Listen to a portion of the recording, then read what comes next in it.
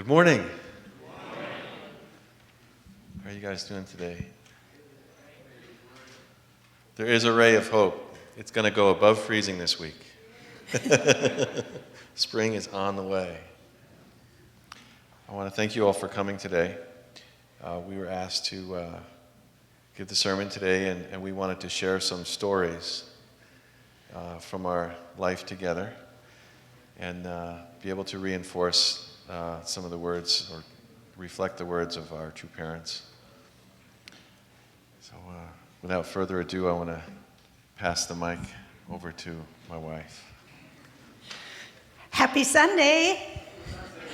Happy Sunday and happy blessing. Congratulations to all the parents whose children go to the blessing, and also to all of you who have received a blessing from our two parents or are thinking about it, or wherever you are, we wish you the very best.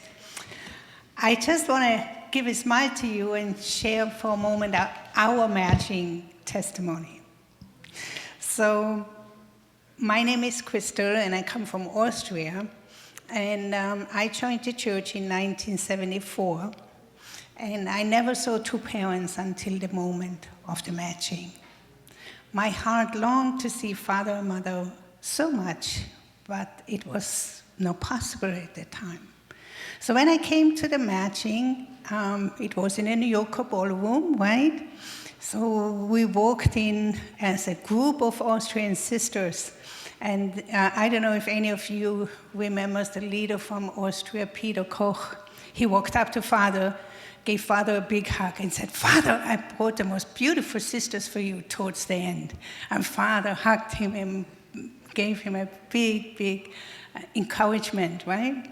So anyway, make long story short, at the beginning, 20 sisters, Father matched to Austrians. And then he asked some American brothers to stand up on his side. And one of them was my husband. And when I peeked over to those boys, I saw a big bright light above him. And Father matched my friend to one of the brothers. And I looked over again, there was still this bright light above me. And Father pointed at him and said, "How old are you?" And he said, 24. And then I was so in awe, I said, "Oh, Krista, what's happening to you? You're seeing all this bright light, what's happening?" And he pointed at me and said, "How old are you?" And I said, 24. And Father put us together and we walked out, right? So as we were walking out, I said to my husband, "Oh, I'm so sorry, I'm so sorry." So he said, "What are you so sorry about?" I said, "Well, actually, I'm 26. I forgot how old I was."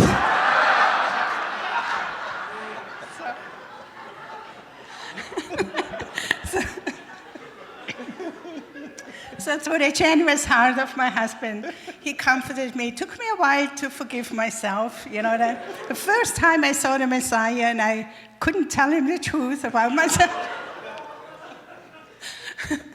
But anyway, God works in mysterious ways. And when we walked out from the matching, there was, you remember the many brothers and sisters there congratulating us, and then everybody came and said, hey, Bear, you got matched. Hey, Bear, congratulations.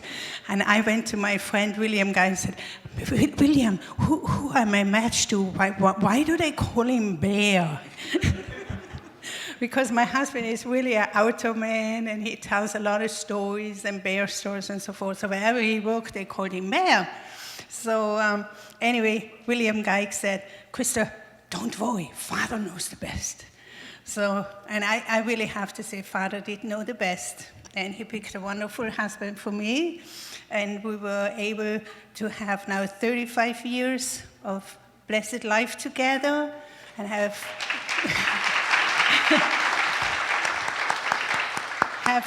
raised our family, 4 children together, served our community and our tribe together.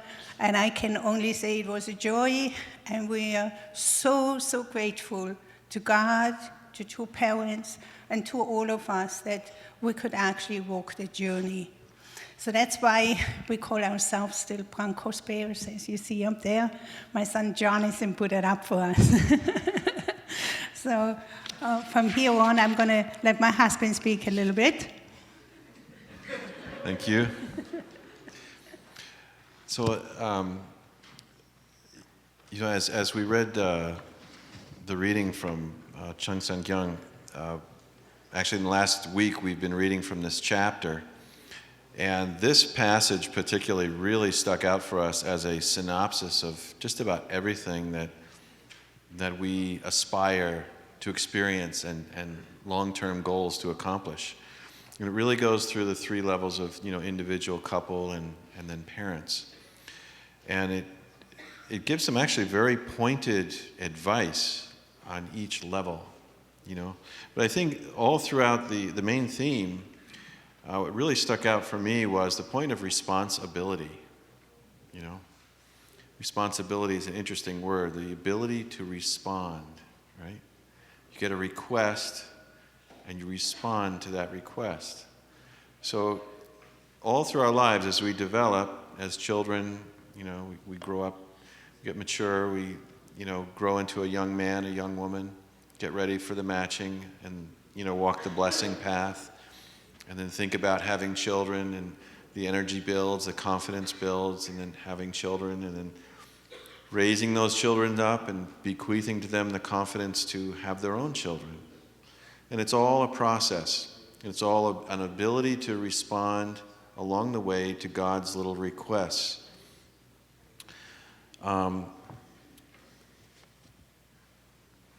So reflective of that theme, you take, the path of a young adult or a teenager.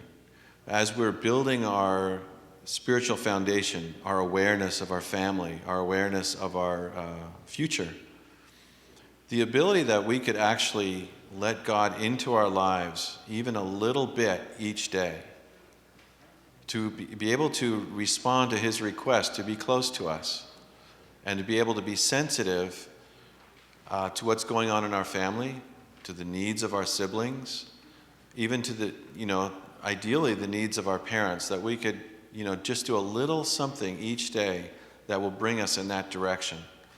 That's so amazing, so important to be able to be aware of.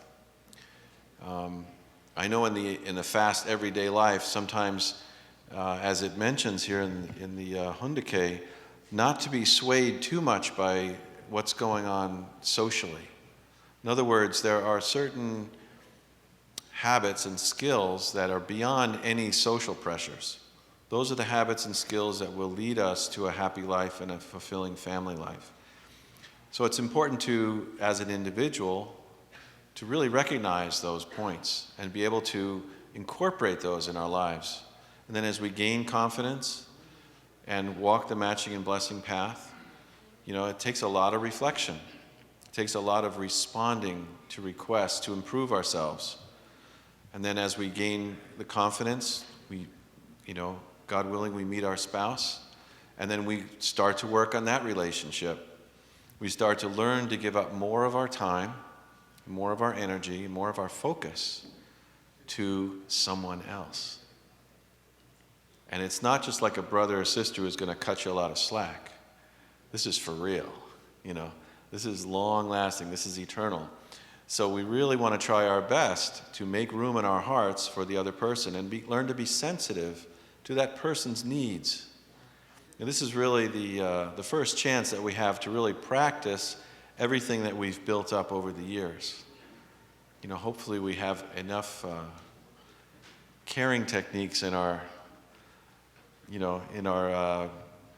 bag of love that we can, really exercise it and be able to inspire the other person. Of course, nothing's perfect. It's always a work in progress, but there's always room for improvement. And then as we gain our confidence, we go through and hopefully become parents. And again, we're faced with a new level of giving, a new level of responding to God's requests, responding to taking care of our children, responding to fulfilling the needs of our spouse, and also extended family and community.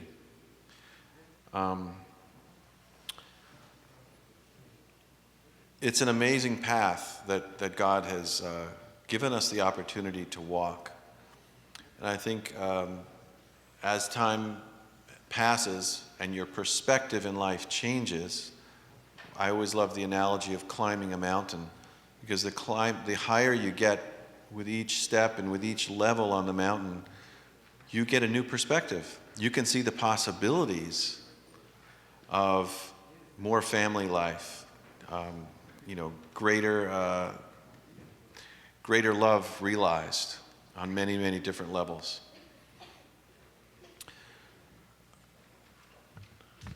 Let's see. I'd like to go to the next slide. I'd like everyone to take a moment and just to look at this slide and just kind of let it sink in on you. What are you looking at?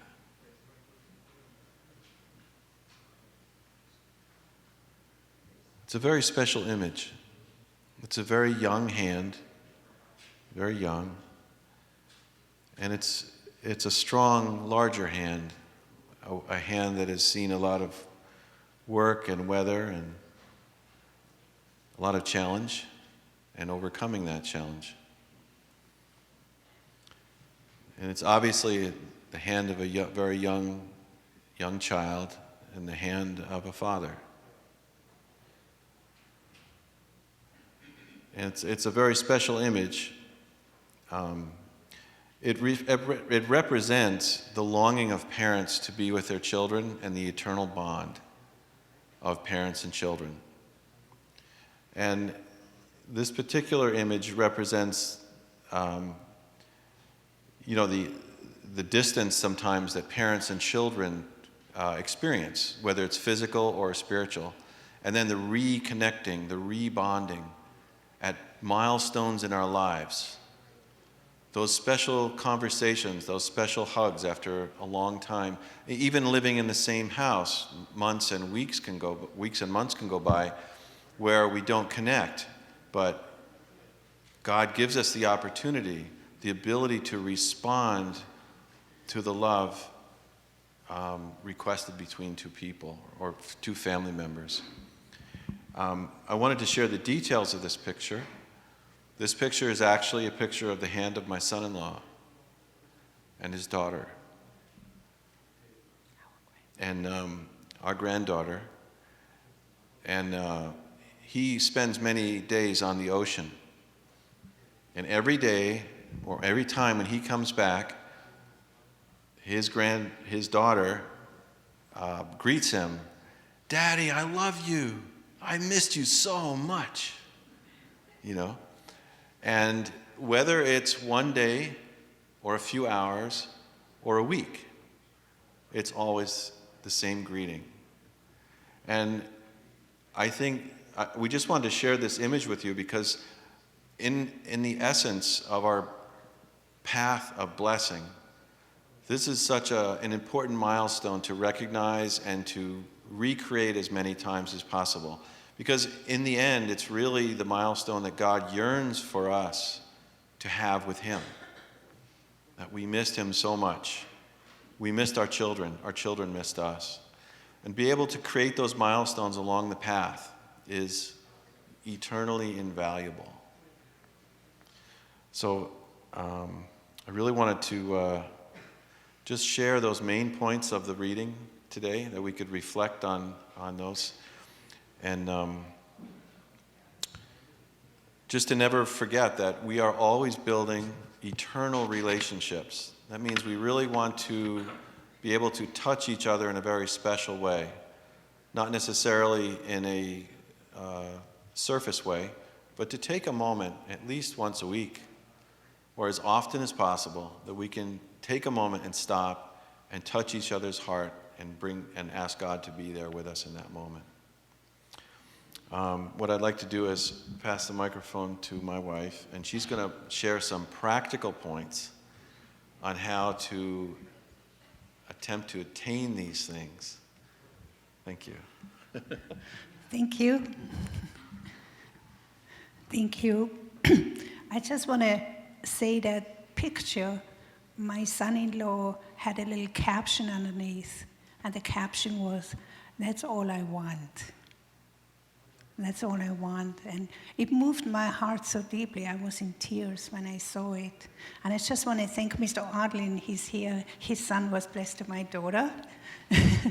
And also my daughter Clara, she's going to the blessing in Korea. So for all the couples, the families, or everybody who's here whose children go to the blessing, congratulations and all the best. And all of you young people who are thinking maybe about the blessing, please think deeply about the beautiful family you're going to have, okay? All right. So I'm going to try to attempt on my part of this sermon to talk about important parts to actualize a holy, blessed, central family. What does a central, blessed family look like where God can dwell? We have been on a journey, and we continuously are reflecting upon it. But tomorrow is Foundation Day, the 3rd anniversary. And we should reflect what kind of family we bring to the table. And maybe we can still grow a little bit today to become a better family by tomorrow and the future. So the first point for me, what is very, very important to establish a God-centered family is really encouragement. That we create a family, that the family is the place for eternal encouragement. The children, when the children come home and they have a difficult time, we are always there to help them. We're always there to move forward, help them with their skills, to be there for them, to say good and kind words, and to build them up again. It's very important to know there's a little bit of difference between praise and encouragement. We used to praise children a lot, and that actually leads to an inflated self-esteem. Empty praise or just general praise leads to an inflated self-esteem. But if you give encouragement, it leads to growth. It leads to actual growth. So I'm giving you an example of encouragement and praise. If a child draws a picture of your family, you can say, oh, you're the best artist in the world, and this picture is just phenomenal, and you are just absolutely the best blessed child in the world. That is praise. Encouragement is you say, oh, you drew a wonderful picture. You drew mommy, you drew daddy, you drew your siblings, you drew yourself. What would you like to draw next time in it? Could you draw some flowers maybe? Or could you put a mountain and a river in the back? You always include action steps for growth. Very small, but very important. So that leads to self-help skills, to self-actualization, and the children, when they measure themselves with other children, the balloon doesn't pop because they actually have improved their skills and they embody the skills. So encouragement is really important, that we remind ourselves to really use positive language in a home. Instead of saying don't run, you say please walk, right?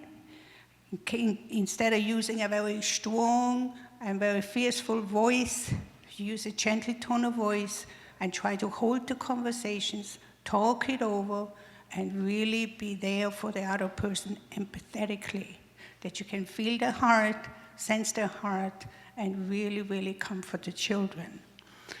It is very important also that we always remind ourselves to tell the children, there's nothing that you can do that I will ever stop loving you.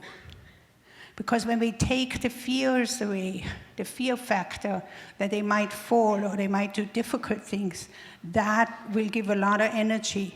But if you say, absolutely, I will be there like God is there for us, that the principles of restoration will help us, that there's absolutely nothing you can do that we will ever stop loving you, and you will stay eternal son and daughter forever.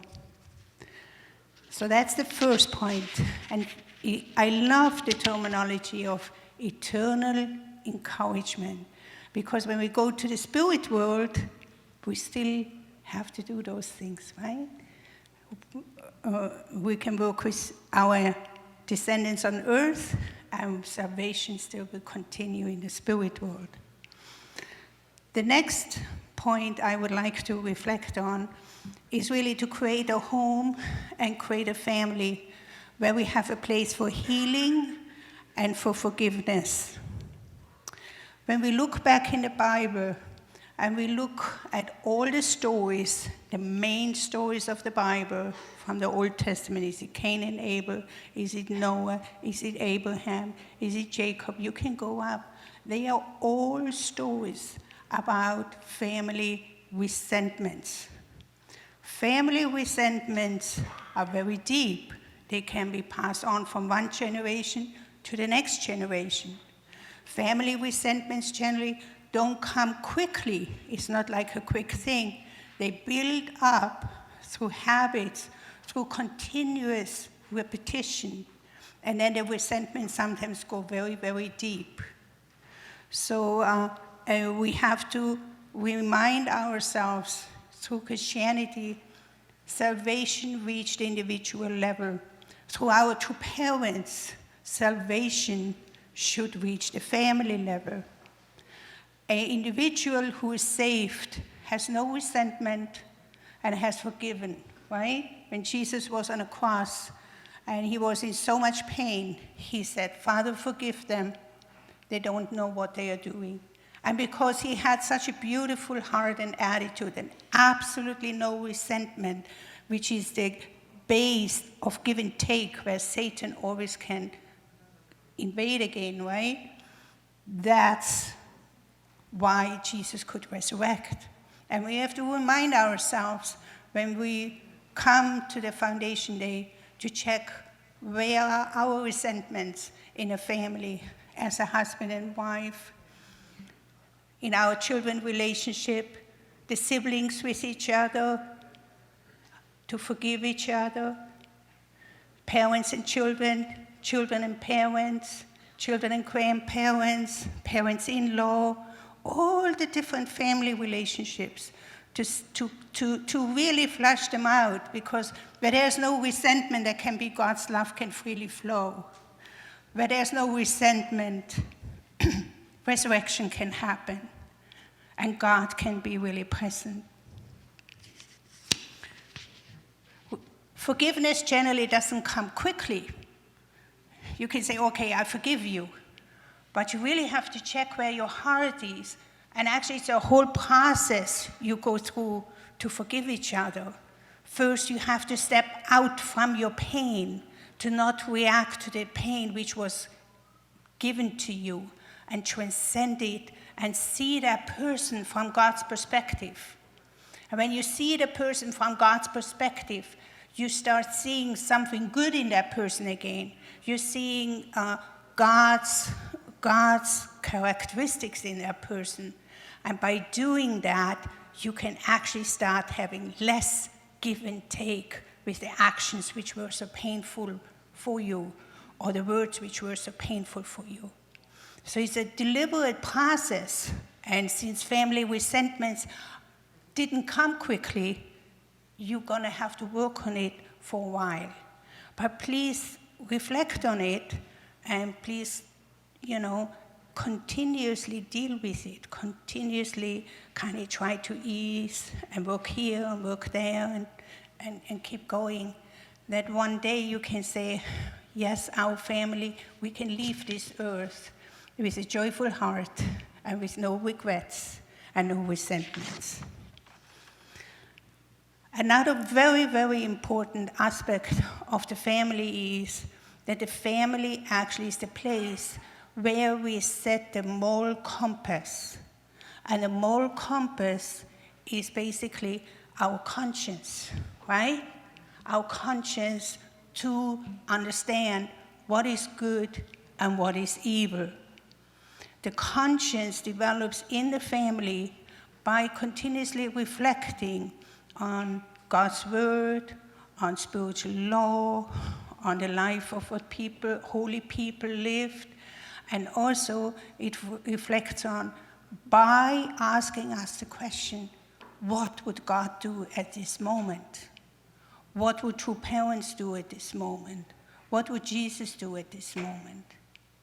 Then we can learn from each other, and we can also teach our children to step by step behave as such and solidify that direction really solidly towards God and knowing good and evil. The last part of my sermon is I want to mention one more very important point for the family, that the family has to be the place of nurturing. Nurturing the physical self of the children. That means we as husband and wife, and also the children can help along with that as you get older, to create an orderly home environment, to create healthy food, to create a healthy physical environment. It doesn't always mean you have to have everything, but whatever, instead of buying junk food, you buy healthy food. And instead of buying many other things, you focus on creating your home beautiful and loving, where you can experience a lot of love from your environment. Now, in the physical world, we have love. In the spiritual world, right, our spiritual self, the equivalent to love, the equivalent to warmth is love, right? In the physical world, we have warmth, and in the spirit world, we have love, right? So imagine how cold it is right now. If we do not love enough, how cold our winter in the spirit world will be, right? How cold environment we will have there. The same in the physical world, we have light. In the spirit world, we have truth. So we have to continuously create that environment to nurture the children with truth and love and kindness, that they can spiritually grow, and also encourage them that they do acts of kindness, because that gives them the life elements that their spirit can grow. To grow spiritually, we need to do endless, uncountable acts of kindness to each other. And that is not only from the parents to the children, it's also from the children to the parents, and from the siblings to each other. We have to give, forget that we have given. We have to love and continue to love. And we have to always forgive and forget that we have given, and bounce back, right? Give each other a new chance to move forward. So this is kind of my thing I'm working in my family on, because we are still working on all those points too. And it's my deepest desire to bring for Father a family about where Father says, yes, I know you because of your love. That our families are known as the disciples of true parents by the love we create in our families. And the community should know you as such. The love the children live to the parents, the love the siblings live to each other, and the love the couple lives to each other. That we can attain through our love of God a different depth, a different quality of love, which has never been here before. And to continuously investing and in making intentional effort for your family's salvation.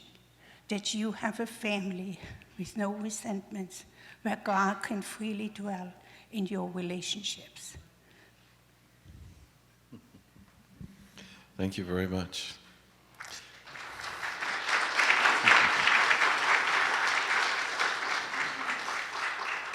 So that's your lesson for today.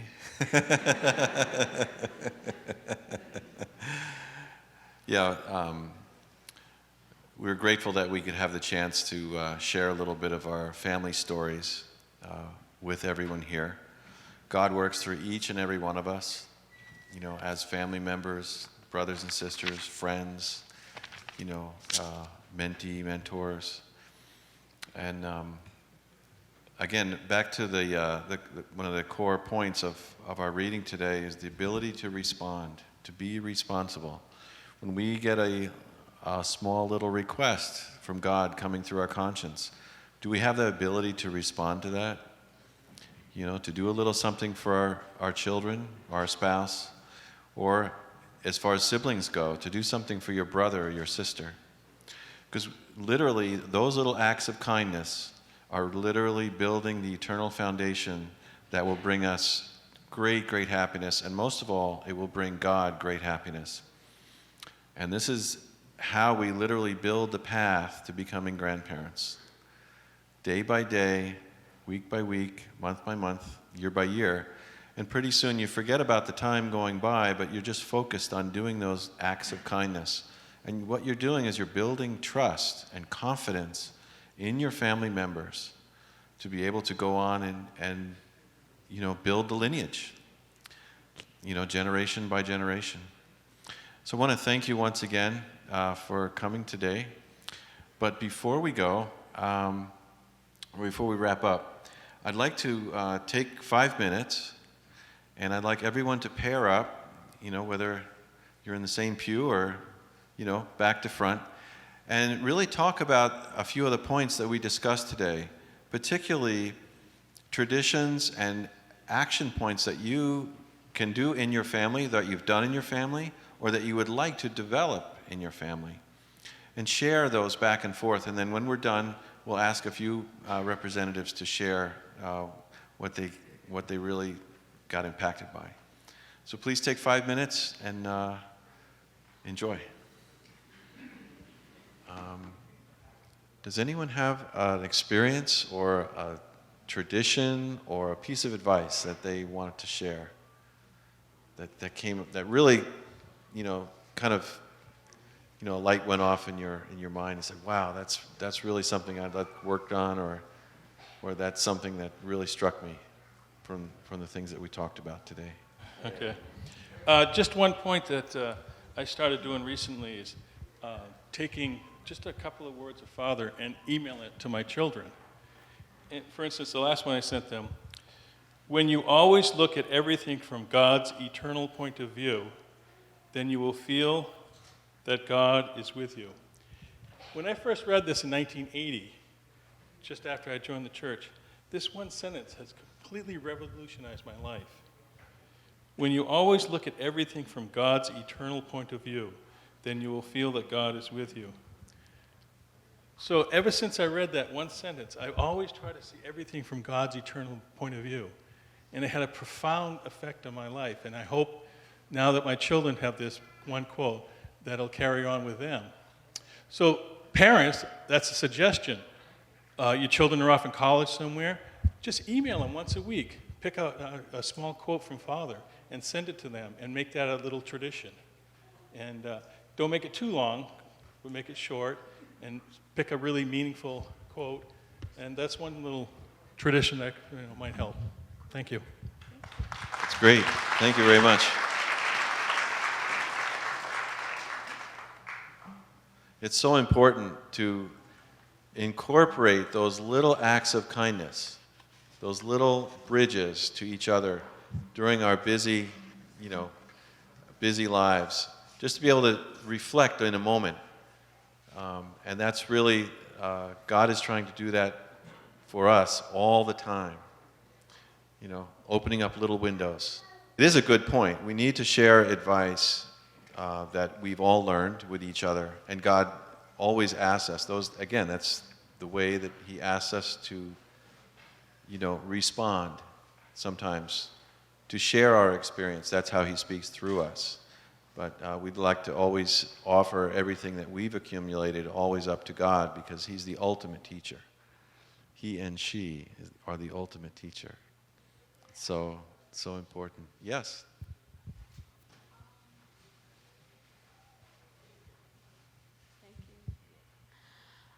I'm Josephine Gimay, and my question is, I know you have 4 kids, and you taking care of them well, and all three of those already goes to the blessing. And how do you taking care of your kids? How do you look like that's natural for them to, we know that the blessing is very important for us and our kids. I was concerned for my kids in the future. How can I educate my kids to be like natural for them, just joining the blessing, and there's no friction with that, because so many second generation doesn't understand it very well. Doesn't I don't know how we say it, but doesn't really get the point how important the blessing is for our future children. And I don't want my kids to be misguided. I myself, we do hondoke, and I'm scared in my kids' future. I want them to be in the right way and follow what we're doing. Thank you. Thank you very much. Yeah, that's an amazing question. It's a question that every parent, especially within our movement, or any parent of faith, faces and has faced for literally thousands of years. How to bequeath what has been given by God to the next generation. And at least from my perspective, it's rather a simple answer. It's right back to the quality of the relationship that you build with your children. Sometimes the image of the relationship that we have with our children is naturally comes from what we experience with our parents. But sometimes we have to enhance that. We have to go beyond the level of love that we experienced as children and really bring it to a new level of depth in our relationship. That when it comes time for our children to make those choices on the roads, especially through being teenagers and young adults, that they would reflect on their upbringing and also on the quality of the relationship they have with their parents and each other. Siblings, so important, sibling love. What we've experienced, we've seen tremendous support among our children to each other. Because many times the parent is too confronting. Sometimes the child cannot come to the parent, but they can go to a brother and sister. And that's why it's so important that, in the ideal, the older siblings are willing to give the right advice. That's in the ideal.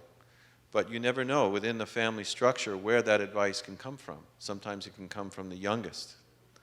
You just have to be open to that and try to build that culture in your family that no matter what happens, there is always a place to go within your family, one to the other, where that kind of conversation and that kind of connection and that kind of advice can come. And those are the kind of things that really help us through the challenges of how, especially for teenagers, figuring out, okay, how do I arrange my lifestyle in such a way that I will actually be a very good offering to another person? I will have the confidence. I will have the ability to love. I will be able to go beyond myself to take care of another person. Does that answer your question a little bit? You're welcome. Maybe Crystal wanted to add to that. It's a whole new sermon. I don't want to start. Yeah, it's rather a big subject. I personally think already as a young child to continue to keep the idea of their family, their blessed family, alive and talk about it. So even the children are little at the table start saying, oh, and Jonathan will be having a family one day, and he will have such a lovely wife, and I wonder how many children they're going to have. Whatever they have, they will create a beautiful family. You talk about that a lot. You keep that ideal, have a lot of give and take with your practice, let the children express themselves. So I think the point to keep the ideal of the blessing practically alive. The other part, to really show the children how much you love each other as a couple, that they want it, that they really want it. And you explaining to them that you could have had many different choices in your life, but only through the blessing we can have the highest quality of love. Who in the world goes somewhere and accepts a bear as a husband, right?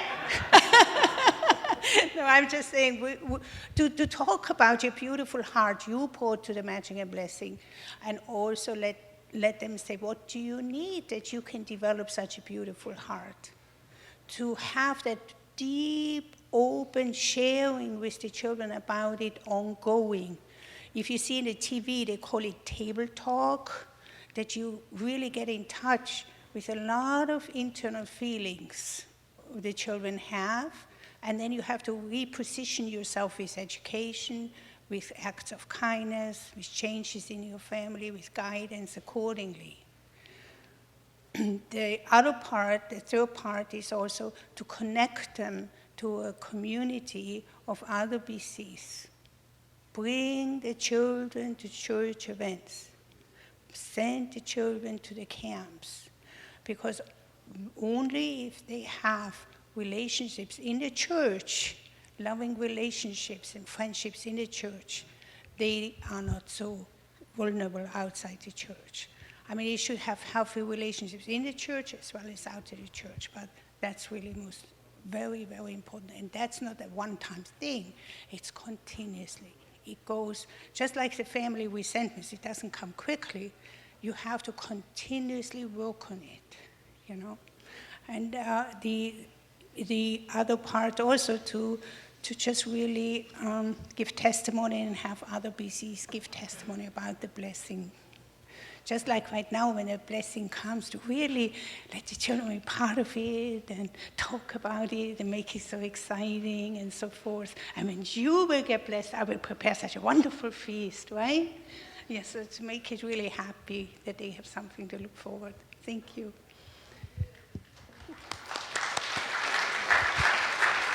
Thank you again. It is not easy, but that's why we are a community, and we are here to help and support one another and to give each other the green light. It was an analogy I always used when my kids were growing up in my mind. Am I giving my kids the green light or the red light? In other words, very simply, am I letting the love flow or am I stopping? You know? And it's so important that we give each other the green light, that yes, it can be done. It can be done. We can go beyond ourselves. We can love our children even with the challenges and everything that comes through. And in the end, it's all worth it. Absolutely, it's all worth it. So I want to thank you very much for all your sharing and for this experience that we've had together. And we look forward to the next time. Thank you very much.